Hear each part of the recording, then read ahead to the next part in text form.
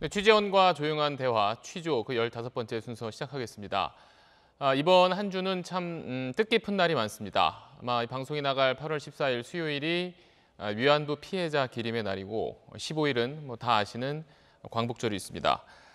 일본이 좀 경제 보복하고 또 계속 억지를 부리는 요즘이라서 올해는 그 의미가 더 남다른 날인데 그 의미를 함께 해볼 분들을 오늘 모셨습니다. 소녀상을 만드신 두 작가님입니다. 김석영 작가, 김은성 작가님들 이 자리에 모시겠습니다. 어서 오십시오. 앉으십시오. 네. 안녕하세요. 반갑습니다. 저희가 이 취조를 시작하고 두 분을 함께 모신 거 이번이 처음입니다. 네. 영광입니다. 두 분이 부부신데 오늘 옷도 굉장히 맞춰 입고 오신 것처럼 굉장히 잘 어울리십니다. 색도. 고맙습니다. 네. 각자 한 분씩 자기소개를 좀 부탁드리겠습니다. 먼저 김석영 작가님부터 먼저. 어디를 보고? 그냥 저 앞에 여기 1번 카메라 보시고요. 편하게. 아이고. 네. 안녕하세요. 조각이라는 것으로 세상과 소통하고 싶은 조각가 김석영입니다. 아이가 둘이 있고요. 네. 네, 안녕하세요. 김은성입니다. 김석영 작가 열심히 도와주고 있는 조수입니다. 반갑습니다. 조수신가요? 네, 좋습니다. 그렇습니까? 새로운 사실을 처음 알게 됐습니다. 평화의 소녀상을 이제 모르는 분들은 없겠지만 오늘 이후로 이제 두 분이 소녀상을 만들었다는 거를 더 많은 분들이 알게 되지 않을까 싶습니다. 이제 따로 하실 때도 있고 작업을 같이 하실 때도 있다고 했는데 같이 하실 때는 작업 김석영운성 이런 이름을 쓰신다고 들었는데 특별한 이유가 있으십니까? 보통 주로 남자 위주로 이름이 먼저 나왔었는데 네. 거기에 대해서 많은 어떤 생각을 좀 하게 만드는 뭐 요즘 여성 인권이라든가 네. 평등이라든가 이런 부분들이 있는 속에서 김석영 작가가 이제 강력하게 요구를 해서 김석영이 먼저 나와야겠다. 그래서 네, 하실 말씀이 있으신가요? 아니, 네. 시옷 이응이라서 그렇게 한 거고요. 가나다 순입니까? 그렇죠. 네. 같은 김씨니까. 네. 네, 그렇게 썼는데 근데 좀 문제가 생겼어요. 어떤 문제요? 석영이 혼 줄 알아요. 네. 김은성 작가님의 호가 석영 김은성 선생님. 그래서 문제가 있다 해서 다시 김석영, 김운성으로 가기로 했습니다. 네. 저희가 그래서 지금까지 두 분이 함께 하신 작품을 저희가 좀 준비를 해봤는데요. 뭐 워낙 잘 아시겠지만 많은 분들이 이제 최광석 선생님 이제 12조형물 예. 그리고 뭐 이건 이제 많은 분들이 알고 있는 이제 미선 효순양 추모비 소녀의 꿈 그리고 2014년 독립운동가 조문기 선생님 기념비 네. 그리고 이제 이게 프레스센터 앞에 올해 있는 거죠. 언론회관 앞인가요? 네. 예. 7월 16일에.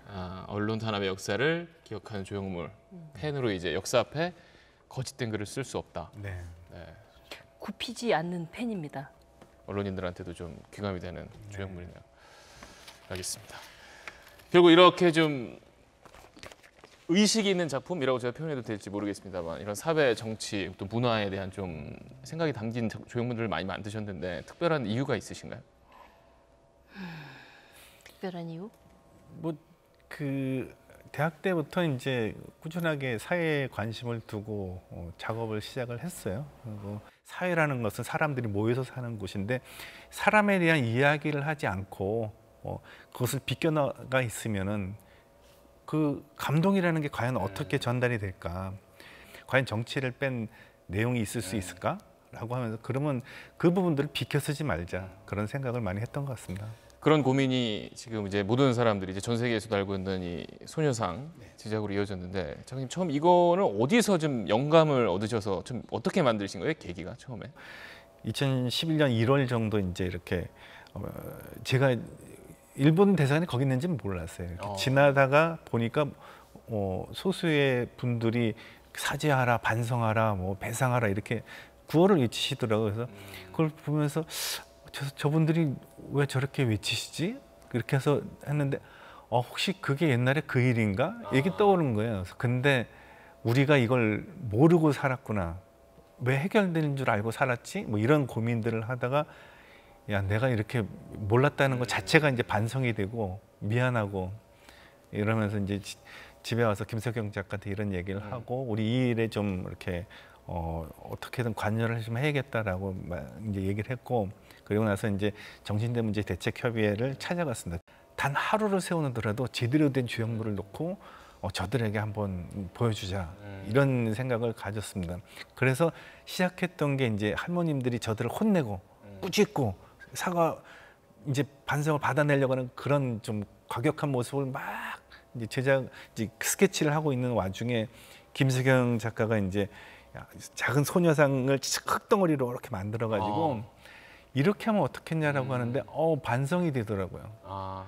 왜냐면은 저는 이제 그냥 일본을 대상화 시켜가지고 하려고만 했었는데 김석영 작가는 동감이라고 하는 주제를 가지고 그랬는데 과격하지 않으면서도 좀 저들에게 뭐라 그럴까 좀 준엄한 좀 꾸짖음을 보여줄 수 있는. 그렇죠. 준엄한 꾸짖음. 이름이 앞에 나오실 만합니다. 근데 그 이유가 네. 할머님들의 20년의 투쟁이 있었잖아요. 그 이야기를 담는 조형물인 거예요. 그리고 그 이야기는 아직 끝나지 않은 이야기고요. 그리고 과거에 그 할머님들이 왜 그 자리에 왔는지를 생각해야 되잖아요. 과거에 그들은 어떤 일이 있었길래 거기서부터 이제 시작을 한 거죠. 과거에 당했던 시절이 지금의 할머니 모습이 아니었던 거예요. 근데 그 소녀나 젊은 여인으로 그러니까 그 자리에 앉아 있기만 해도 이게 뭐지? 그럼 충격을 받을 수 있지 않을까? 그리고 그분들이 이때 이렇게 그러니까 고통을 당했고 그리고 이 땅에 돌아와서도 우리의 가부장제에 의해서 고통을 당했고 또 지금도 아직 명예회복이 안 돼서 계속 싸움을 할 수밖에 없다. 그리고 그분들의 꿈은 평화다. 이런 것을 다 이 안에 담고 싶었어요. 그렇게 이제 평화의 소녀상을 만드셨고 이제 세계적으로도 이제 많이 알려져서 이번에 일본에서 아이치현에서 열린 아이치 트리엔날레 2019에 이제 초청을 받았습니다. 뭐 이제 여기서 이제 전시하다가 사흘 만에 중단된 거 이제 워낙 이제 뉴스에 많이 나왔는데 표현의 부자유전이라는 거 이제 일본 정부가 그동안 외압, 그러니까 압박 때문에 전시하지 못했던 것들을 이제 모아서 표현의 자유라는 이제 또 하나 이제 특별전을 좀 만들어서 이제 그 가운데 하나 이제 평화의 소녀상이 전시가 된 건가요? 그렇죠. 뭐 일본인들에게 좀 불편할 수 있는 내용들을 어쨌든 예술 작품에 담긴 그런 것들을 이제 전시하는 자리를 일본이 이제 마련을 해서 그래서 이제 8월 1일부터 이제 전시가 시작이 된 거잖아요. 그럼 처음에 이제 8월 1일 딱 전시가 됐을 때 그리고 현장에서 일본 관객들이 왔을 때 현장에서 본 반응은 어땠습니까? 그러니까 원래 소녀상에 네. 많은 분들이 앉아주면서 손을 잡아줬을 때 소녀상은 완성되는 거거든요. 네. 그래서 그런 이야기를 작게 써놨어요. 그랬더니 관객들이 다 거기 앉아서 한번 손잡아 주셨는데 그 중에 소녀가 있었는데 그 소녀가 지그시 소녀상을 바라봐 주더라고요. 그러더니 이 새가 소녀가 외로울까봐 앉아와 준 거라고 날라와서 뭐 그런 얘기를 하는 소녀도 있었고 또 한 분은 그냥 우세요. 그냥 전쟁을 통해서 많은 여성들이 희생당한 그런 생각이 들어서 너무 슬프기도 하고 너무 뭐랄까 앞으로 있으면 안 되는데 걱정이다. 지금 일본 사회가 참 불안해서 걱정이다 이렇게 말씀해 주시고 또 미안하다라고 말씀해 주시는 관객분들도 계셨어요. 그러다가 갑자기 이제 전시를 못한다라는 얘기를 그러니까 한국에 와서 들으신 거잖아요. 오면서 오면서? 들었죠. 처음 들으셨을 때 어떠셨어요?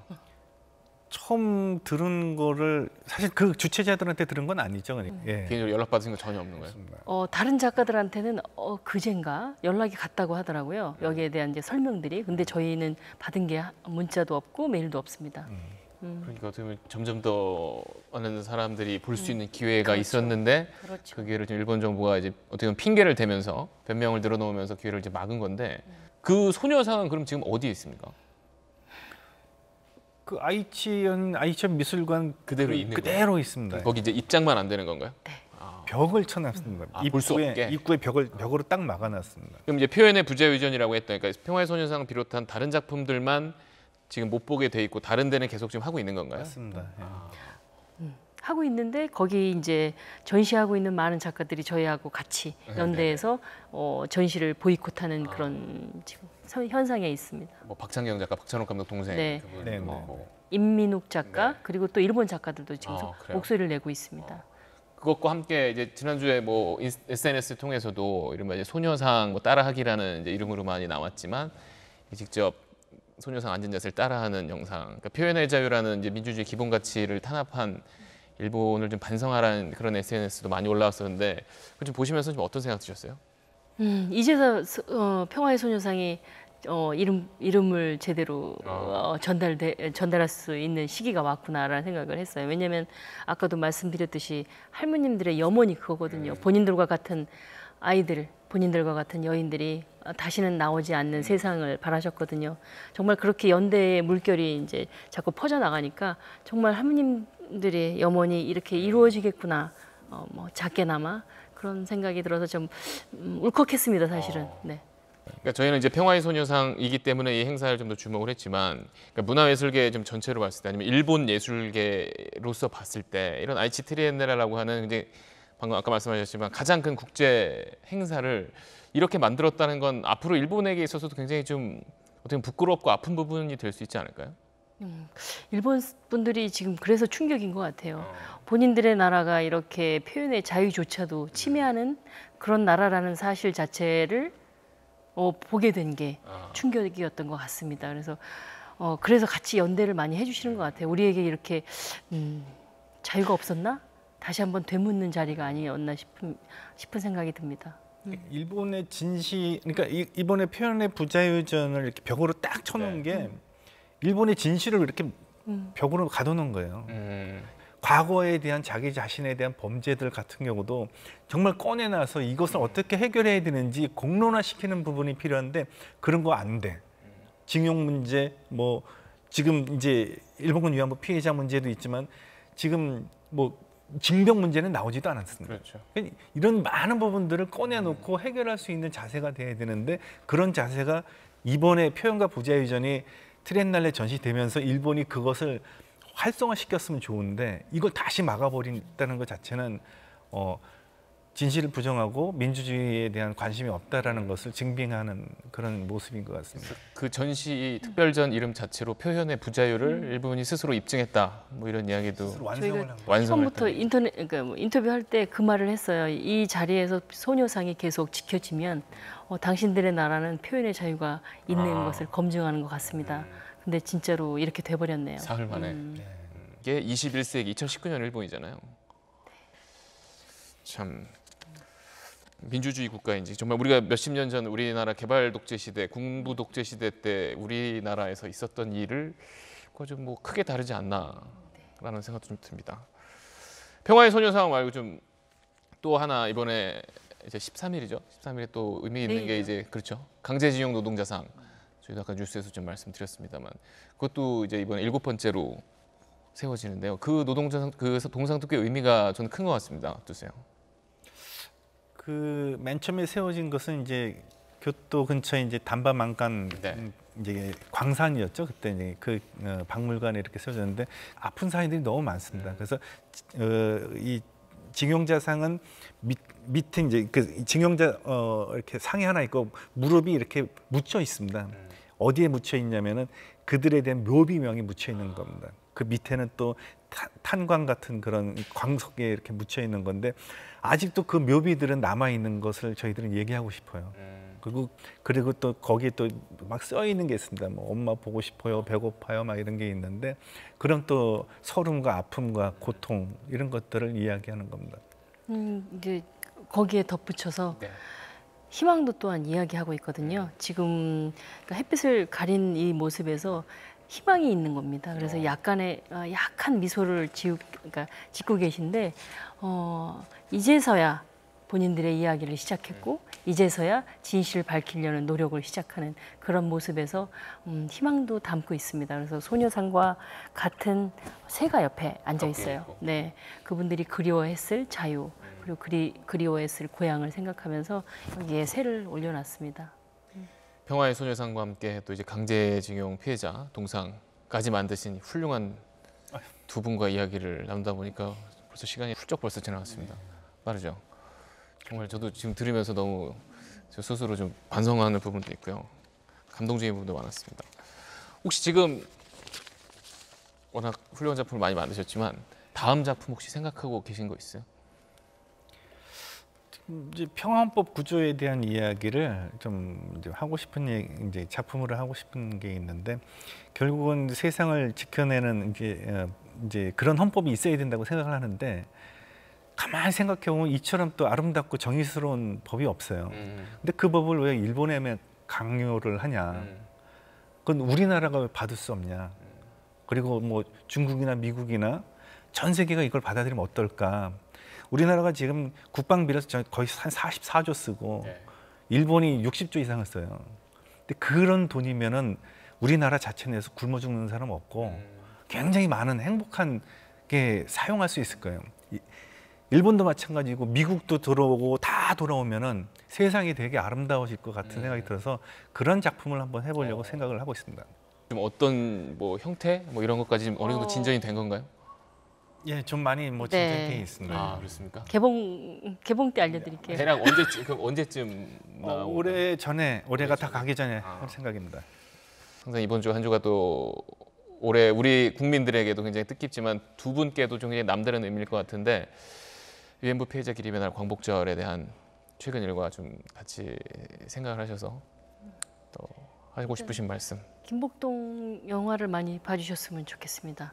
그분의 삶이 소녀상에 오롯이 담겨져 있고요. 그분의 삶만이 아니라 많이, 그러니까 그 무수히 많은 소녀들과 여인들이 끌려갔거든요. 그런 분들을 기억해주는 그런 14일이 됐으면 좋겠고요. 그리고 또한 우리의 자존을 지켜낸 독립군들과 그리고 무명의 많은 그 우리 나라를 지켜내신 그런 분들을 기억해주는 15일이 됐으면 좋겠다는 생각을 합니다. 우리들 작업 중에 이제 우리가 이제 피해를 받은 역사만 이제 꾸준하게 얘기를 하는데 우리가 이제 상처를 준 역사도 존재를 하거든요. 근데 광복절날 뭐 이제 우리가 이제 그런 해방되면서 이렇게 됐는데 우리가 이제 피해를 줬던 나라들에 대한 사죄와 반성도 좀 고민하는 시간도 좀 같이 한번 가졌으면 좋겠다는 생각이 듭니다.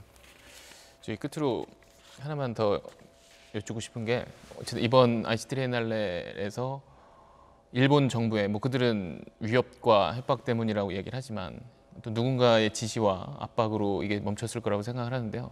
어쨌든 전시회 출품했던 작품이 어떻게 보면 이해할 수 없는 이유로 전시 중단된 데 대해서 꼭 누군가의 꼭 이 말은 해야겠다 싶은 게 있으십니까? 콕 집어서 말씀해 주셔도 됩니다. 아베. 네. 네. 말씀하십시오. 있는 그대로 말씀하셔도 됩니다. 솔직하게. 네. 아니 그냥 똑바로 해. 네. 아니 왜냐면 많은 사람들의 네. 자유를 억압하지 말라고 얘기하고 싶어요. 네. 제 생각에는 아주 뭐 말씀하신 대로 콕 집어 얘기하면은 스다 총감독하고 이번 전시회를 전시회 미술 총감독하고 아이천 지사가 본인들이 이 결정권이 있거든요. 그래서 이 결정에 대한 것을 본인들이 스스로 자기 자신의 역사 속에서 아마 큰 오명을 가지게 될 텐데 이것을 빨리 이렇게 정상으로 돌려가지고 일본 시민들이 볼 수 있는 권리를 좀 주게 되면은 본인들이 이 오명을 벗을 거라고 좀 생각을 합니다. 그래서 그 판단을 치다와 오무라가 좀 제대로 생각을 했으면 좋겠다는 생각입니다. 네. 여하튼 많은 분들이 우리가 반일이 아니라 반아베로 함께 연대를 할 필요가 분명히 있고요. 지금 일본이 퇴행하고 있는 것 같아요. 그러니까 아까 말씀하셨듯이 그래서 그런 부분이 많이 우려가 되고 있어요. 정말 진심으로 일본 국민들의 자유로운 세상을 위해서는 함께 연대하는 것들이 필요하고 이웃 국가가 전쟁을 하거나 전쟁의 도발을 하려고 자꾸 시도를 하면 그걸 우리가 막는 거는 평화이라고 생각합니다.